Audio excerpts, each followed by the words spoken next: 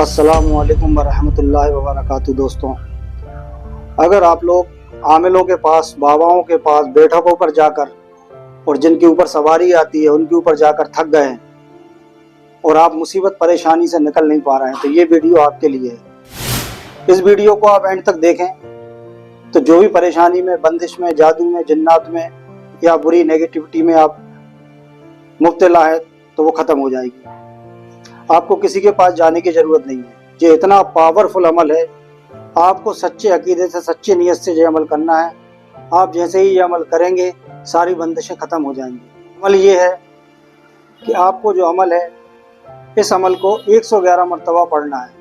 सबसे पहले आप सरसों के तेल की एक शीशी ले लें, पानी की एक बोतल ले लें और एक टाइम बांध लें। असर के बाद, मगरिब के बाद, इशा के बाद कहीं भी एक जगह आप बैठ जाएं, एक ही मुसल्ला हो, एक ही टाइम हो और एक ही जगह हो। वहाँ बैठने के बाद आप ये दोनों चीज़ें, सरसों का तेल और पानी ले लें। लेने के बाद अव्वल आखिर 11-11 मरतबा दरूद शरीफ पढ़ें। उसके बाद 111 मरतबा ये अमल जो आपको स्क्रीन पर दिखाई दे रहा है, इसको 111 मरतबा आपको पढ़ना है। आपको जो आयत 111 मरतबा पढ़ना है वो आयत ये है। ये सूरह यूनुस की आयत नंबर 81 और 82 है। ये आपको पढ़ना है। बिस्मिल्लाहिर्रहमानिर्रहीम। फलम्मा अलक़ौ क़ाला मूसा मा जिअ्तुम बिस्सिहर इन्नल्लाहा सयुब्तिलु इन्नल्लाहा युस्लिहु अमालल मुफ़्सिदीन। इसमें इस आयत का जो तर्जुमा है वो जादू के लिए है।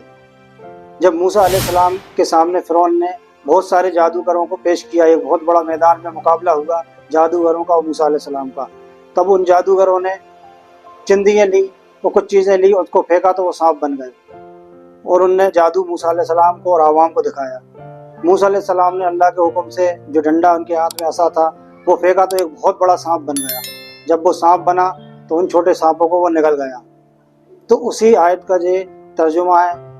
और इसमें किसी तरह का भी जादू किसी जादूगर ने, जिन्नात ने, शैतान ने या किसी ने भी भेजा होगा तो इसी तरह से उस जादू का खात्मा हो जाएगा इंशाअल्लाह। और ये अमल आपको 40 दिन तक पढ़ना है। 40 दिन ये अमल आप पढ़ लें और जब आप पढ़ने बैठे तो पढ़ के इन दोनों चीज़ों पे दम कर लें।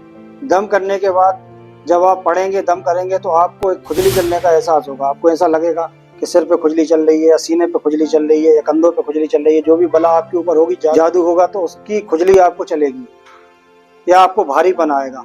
अगर आपको ऐसा लगता है तो जो तेल आपने पढ़ा था, जो पानी आपने पढ़ा था, वो तेल उस खुजली की जगह पे मलना है, कंधों पे मलना है, सीनों पे मलना है, पीठ पे मलना है, सिर पे मलना है। और पानी को आपको दिन भर पीना है और पानी को बढ़ाते जाना है। इसी तरह से ये अमल आप 40 दिन करेंगे। रोज़ दम करेंगे, रोज़ तेल को लगाएंगे, रोज़ पानी पिएंगे। 40 दिन आप पूरे कर लें।